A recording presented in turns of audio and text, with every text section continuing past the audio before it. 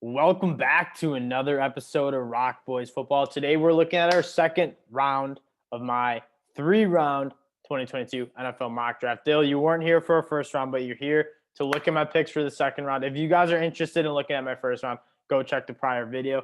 We got a link down. Let's get into the mock. Well, before that, I just want to thank everybody, the subscribers, the likes, the comments. You guys have supported the channel in an incredible way. We appreciate it. It's dope. Love chopping it up about ball with everybody, with y'all. I was going to say ball with y'all. Still, let's get into the second round. Jalen Pitre going to the Jacksonville Jaguars at 33. Again, a guy that you got to figure out where you want to play him. We've had him go in the first round a lot. He's a guy that just has his handprints all over the game. They do need a safety, maybe a slot cornerback. Any way you cut it, this guy's going to be a playmaker for the Jacksonville Jaguars, and they're in the business to get playmakers. That's kind of how I see his whole game. It's like the problem is I don't think you saw much at free safety, so you didn't see him, and that wasn't the role he was asked to play. So he's maybe more of like a zone scheme guy, kind of just as a position value, but you're right, he makes a zillion plays, so I just don't worry. Like, I feel like the team will be able to use him because he's just so good. Yeah, that's kind of the name of the game. You see 55 passer rating.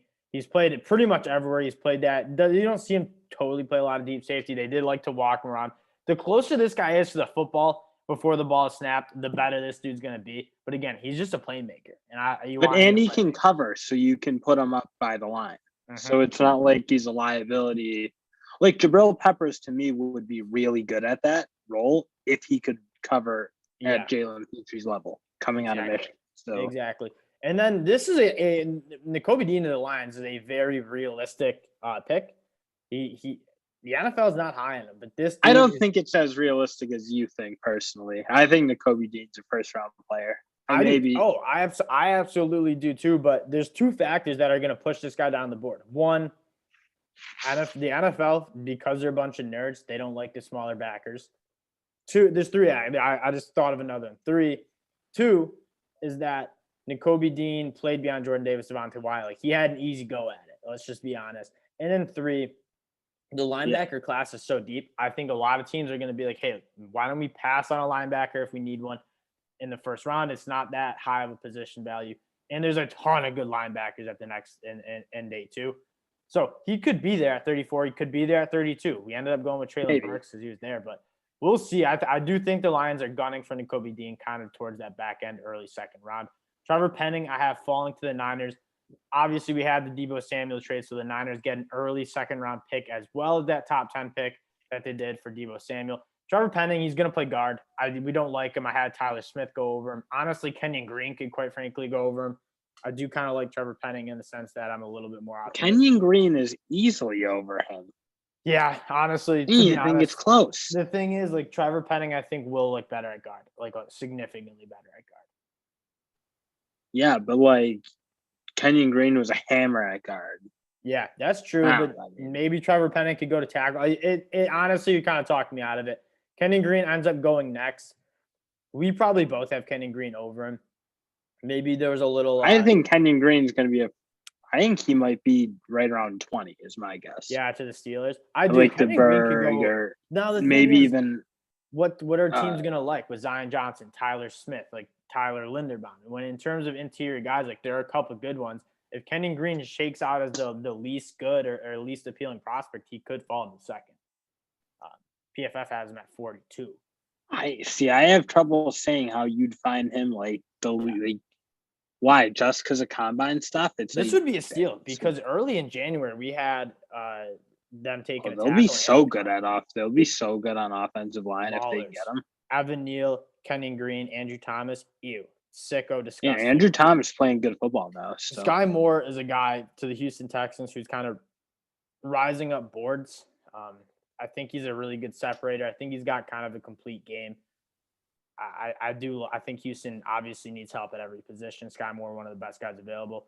Still, I threw this one in. I knew you were going to be on for a second round. Raji McCrary going top 40, getting the props that he rightfully deserves. We haven't seen a cornerback be better in man coverage outside of maybe those top two guys. Like this dude, yeah, he lacks a little length, but in terms of competitiveness and just the domination you saw at the SEC level, like he's a top 40 pick in my book.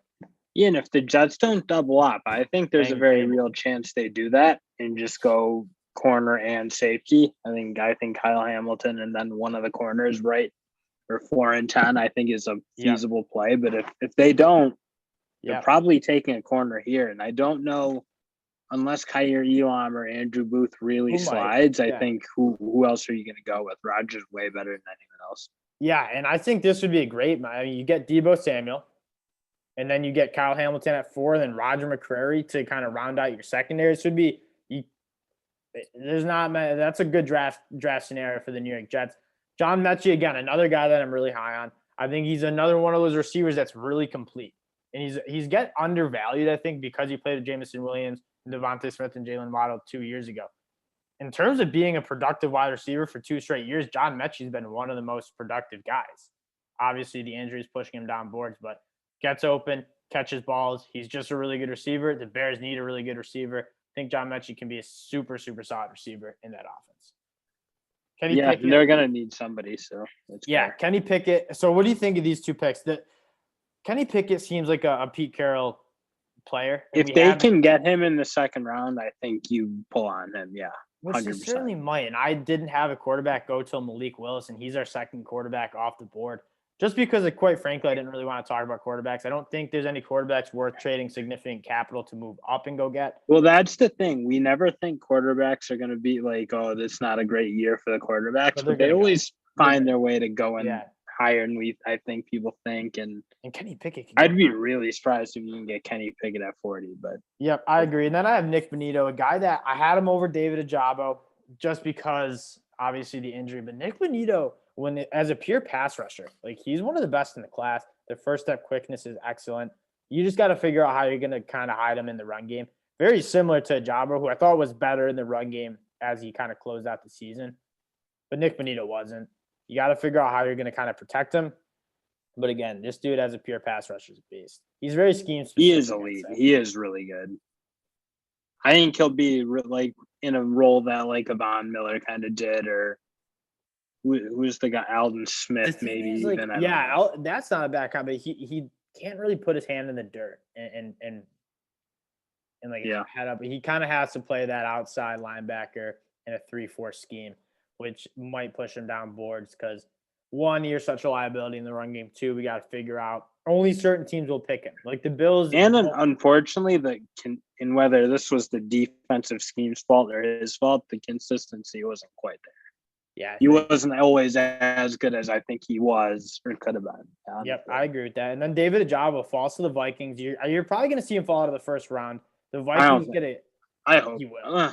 He will. Just quite frankly, he has to. I don't know. You can't take a rookie who's not going to play. Problem is nobody's taken DNs in the last 12 picks is part of the issue. I just don't see DNs, the teams needing them.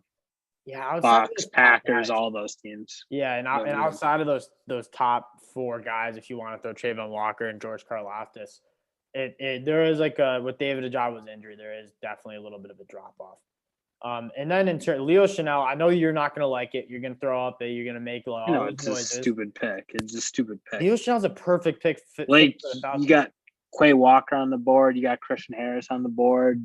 Leo Chanel's a way better athlete than people give him credit for. The stats were there. The production was there. Obviously, you wanted to see play against the big dogs wasn't. Yes, there. I agree. That's easily the most concerning thing about Leo Chanel. However, what do the Falcons struggle with most?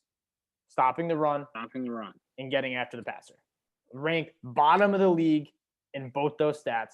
Leo Chanel excels at the only play. No, the place he excelled at was rushing the passer. He doesn't. There's something about him that I don't think he's like the run stopper that a Christian Harris is. He takes on blocks really well. When we talked about this, but when you watch his film, he seems a little misses tackles. Yeah, because he's just out of control. He plays so downhill that you're gonna miss a few more tackles. But again, having those tackles for a loss are huge. That's how you get off the field. Leo Chanel plays in the backfield better than any other linebacker in this class, maybe outside Nakobe Dean. Against Northwestern. But that's the problem is you just didn't see the explosive plays against the Notre Dames or the Michigans or he was coming off the COVID, big dogs. bro. He was coming off COVID. He was. He had COVID before the season. He had to miss the Did he have COVID against Notre Dame too? Yeah, COVID. They played back-to-back. Notre Dame, Michigan played back-to-back. I guess that's I don't know. Here we go, though. We'll disagree on the Ocean until draft day. He's going to be an interesting guy to watch because you and Rock don't like him. I love him. Good thing it's my mock, and you can't control it. Josh Pascal going to the Browns. He's a Rock boy guy. I love this kid. He's very versatile. I think he can play inside. He also can play outside. But his first step quickness, kind of like Devonte Wyatt, for that size is disgusting. He's an absolute wrecking ball, extremely powerful dude. One of the better 40s in the class, especially that 10-yard split. High character guy. He's a top 50 pick on my board. I love Josh Pascal. I'm with you. I think he's going to be really good, actually. He just doesn't have that elite bend. But again, when you're picking 44, go get a guy who's going to be really solid. He's kind of like a George Karlaftis in the sense that he's going to be super. He's going to help a team for sure. Here's your guy, Christian Harris, going. I really like pairing him up. We had George Karlaftis go to the Ravens at 14. Pair him up with Christian Harris, who his biggest knock was he just wasn't a progressive. Like, he didn't see the field as clearly and cleanly as you wanted him to. But in terms of being a sweet athlete, and again, seemingly figuring it out in the SEC championship game in the college football playoffs. You stepped it up against the big boys for sure. And it's more the fact that he looked like he was putting it together. And you keep working with this kid. Him and Patrick Queen, two nice young linebackers on the Baltimore Ravens, I think could be a really good crew. The Indianapolis Colts, I think, are in the Deebo Samuel sweepstakes. They do need some wide receiver help outside of Pittman. Christian Watson is going to be – he's a guy that I don't love, but 6'5", 4'3", 140, like that's enticing to a lot of teams. The ball skills are there. I just don't think he's as an elite mover as other people in the class. Saw that one good route at the Senior Bowl, but he's a little stiff coming out of breaks. Doesn't create the separation you want, but he also was in an offense where he didn't really get much chance to cook. I was just like, I don't know why, if you're that talented, you go into North Dakota State because.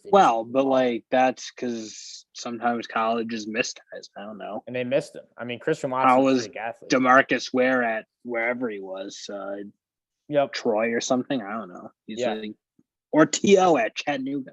Yep. Jaquan Brisker going to 47 to the Commanders. He's a guy that I didn't like having him slip this much, but I just couldn't really work him in anywhere. You didn't have Kyle Hamilton going to the Commanders? No, I had Kyle Hamilton go to the Jets at 4. I think Kyle Hamilton's a stud. You know that. But Jaquan Brisker could fall outside of the first round, and then the Commanders, I think, would get a safety that's going to be really, really good at the next level. He just isn't as flashy. I do like Daxton Hill a little bit more. I have him as my safety 3. He could push down boards a little bit, though. Do you have him above Petrie straight up, or do you? Well, they're going to play different. I think Jaquan Brisker exactly is much more of a Jaquan's a true free safety. Yeah, Jalen Petrie's not as much. Yeah, and then I have Lewis Hine going. They're really hard. Like Lewis Cine's a guy that has rifle up my boards too. Just he tested really well, and when you watch the film, he's much better in coverage than you think he was going to be. He's kind of got that reputation. Throwback intimidator. Yeah, but he kind of got, because of that, he had that reputation of, I just go up and hit people really hard. He's actually a really good safety too. The Bears could use one, and he's going to be a good pick at the top 50. I have the Saints getting Sam Howell. I don't want to see the Saints use a first-round pick on a quarterback just because I think with guys like a potentially Garrett Wilson, Chris Olave, I had Chris Olave going to him, and then George Karlaftis, or I forget who I had going. Let me check who I had going later. It was a Devonte Wyatt, kind of the best available guy. I think now if Sam Howell, Matt Corral falls to 49, that's when you might take a swing, get some competition. Jameis Winston, still a lot of question marks on how he can take care of the ball. I think that's a good spot for Sam Howell. I think there's question marks going forward with, is Jameis going to be the guy? Like, I think he's good enough for them to be a very good team, but that's because the team's really good. I don't think Jameis is proved to be top 10 quarterback kind of guy. And so at 49, you're not using any. You can take a whack at him. Especially when you have 2 first-round picks. Exactly. And there's not a position that I was like, oh, they need this guy. And so they go get him at 49. I think that makes a lot of sense. Yeah. Boy Mafe, again, this is where I think it's fair to take him.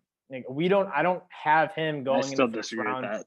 I think he's a mid-second round guy. I think that was what his film said. He If tested I well. wasn't paying attention to the media at all, I would have put him third or fourth. Yeah, that could be true. But then he did also test really well, which you had to like. Okay. And looking at the edge class after the guys like Nick Benito go off the board, I mean, he is one of the next best guys. And I think that's it. Like you have, your Sam Williams, your the guy from South Carolina, Inigbare. I don't know. Drake I like Jackson. all those guys better. So yeah, I think it's close. That could be fair.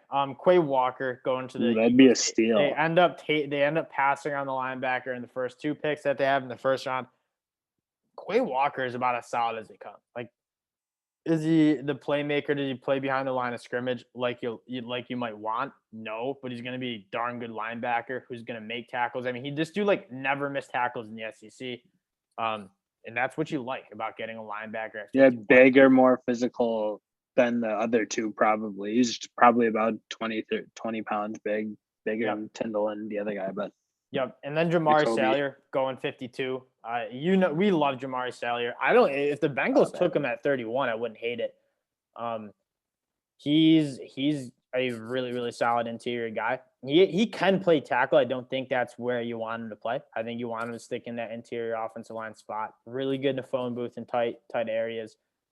He's going to be Steelers can use a guy who can move around too because they're not deep and they're not good. So. And yeah, exactly. And he's going to be a guy that's going to start week 1 and be good. I don't know if he'll be an all-pro, but he's going to be a plus starter for 10 plus years at the next level. Trey McBride, tight end 1, going to the Packers. We're continuing to get Aaron. If you're gonna win a Super Bowl, you got to give Aaron Rodgers some talent. You got to let him cook. Trey McBride is tight end 1 in this class by a pretty significant margin. Very good inline blocker, very good over the middle. He's nothing special, and that's why he's not going top 50 or in the first round. But he's a guy that's going to get open. He's going to catch balls over the middle, and he's going to block well. That's really all you want. He's a complete tight end 1. He's just not a Kyle Pitts, Travis Kelce. Wendell Robinson, a guy I'm significantly higher on. You didn't get a wide receiver in the first round. Go get a guy that's going to create separation across in the middle of the field in those kind of shorter intermediate routes that Mac Jones excels at. Wendell Robinson is phenomenal with the ball in his hands. I don't get why and he's tough as nails. He doesn't drop footballs. Kentucky. Yeah, Wendell's really good. He seems like a good fit for what the Pats have generally liked with the Edelman, Welker. PFF has a 4th round grade on him, 121 overall. I was like, go give me That's too Robinson. low. It's way too low. Yeah, it's too low. Perrin Winfrey, a guy that he's gonna slip just because I love his game, but he is a liability in the run game, kind of like his running partner Nick Benito. He's a sick athlete. He's got good length. He has good get off. Probably the best interior defense line pass rusher. So I have him going. Yeah, I agree with that. I like his game a lot. And then Dallas Cowboys, again, not getting a linebacker. This is where you can get a lot of good linebackers. Brian Asamoah, a little bit smaller, but 33-inch arms. He runs with tight ends across the middle of the field extremely well. He can get in the backfield. He's very quick. One knock, he doesn't really get off blocks, doesn't take on blocks that well, but that's not really his game. I do like he's a get to the spot quickly and hope to beat blocks with speed and instinct. Now, what do you think? I think can work. I don't know. You see like the Koromoas of the world doing it. So that's exactly. And that was the biggest question mark about him. I think Brian Asamoah, actually, that's a very good comp. I think so. Channing Tindall of the Bills, what do you think here? That I think it makes sense because you already are paying one linebacker in Matt Milano, and Edmonds might be going. It seems like I just don't know if on the business end they're going to be able to keep Tremaine Edmonds. So I think it makes sense. You can get a really good linebacker in the second round here, even as late as the Bills pick. So, and I get and I also don't think Trey's been quite hit it. He hasn't. I think the biggest thing on Tremaine Edmonds, I was actually talking to my Uber driver about this on my way back to the apartment the other day. He's a Bills fan. He likes Tremaine Edmonds, but the biggest thing is the narrative was, he's 19 years old his rookie season. He's only 20 years old as his second-year guy. He's going to keep getting better. You haven't really seen that progression. I love the idea of getting a young linebacker who probably won't start. He hasn't played a lot of snaps at Georgia, but he flashes. And then play him behind Tremaine Edmonds and Milano. Obviously, Milano has some injury concerns as well.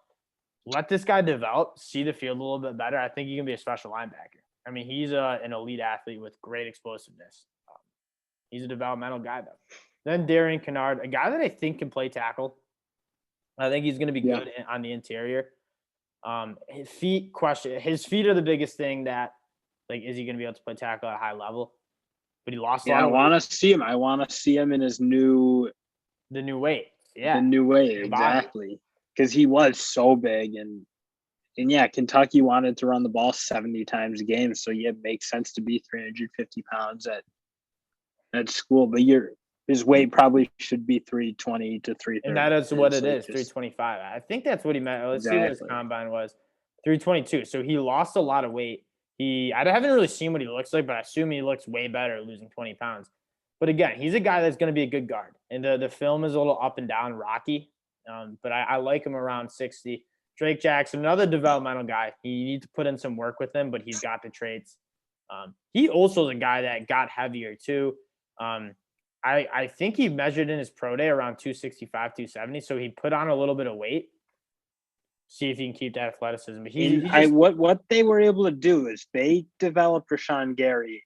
Like, they took him high and they've made him worth the while. So they, in Green Bay, did develop or have history of developing a guy who didn't peak in college for sure. He was a decent player in college, and they made him a legit Pro Bowler. So, yeah, if you can tap into what Drake Jackson can do when he's playing his best, like, you'll have a really good player. And for him, it's just technique, I think. He just doesn't seem like, if he's not beating you with the bend and burst around the edge, he's not winning. If you can add some more versatility to his pass rush, I think he's going to be a good guy.